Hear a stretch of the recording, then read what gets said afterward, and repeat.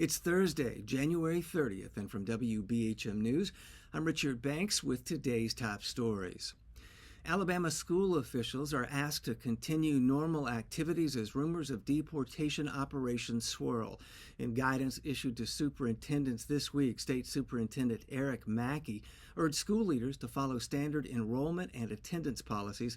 Mackey says, as is usual policy, if anyone shows up at a school purporting to be a law enforcement agent, verify identity before admitting them to campus. Mackey wrote in a statement that, to his knowledge, no schools in the state have experienced any disruptions on the part of federal or state law enforcement related to deportations.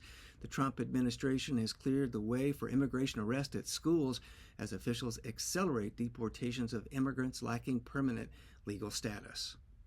A new documentary shows what are being called horrifying living conditions inside the Alabama prison system.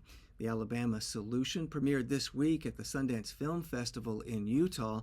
Some of the footage comes from incarcerated persons who used contraband cell phones to capture scenes inside the prisons.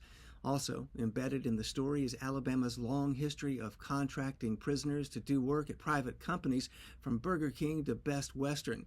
The cheap, reliable labor force has generated more than $250 million for the state since 2000, money allegedly garnished from prisoners' paychecks.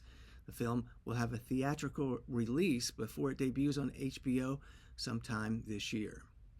And Governor Kay Ivey will deliver her next State of the State address on Tuesday. The governor's office announced yesterday Ivey will discuss education programs following the release of the state's education report card showing gains in math and reading by Alabama students. The governor is also expected to discuss bolstering public safety, an initiative she says will be her number one priority in the upcoming legislative session. The address will begin at 6 o'clock on Tuesday. You'll find more news anytime at WBHM.org, and if you haven't already, check out our local newscast during WBHM's broadcast of NPR's Morning Edition and the afternoon's All Things Considered. That's each weekday on 90.3 WBHM Birmingham.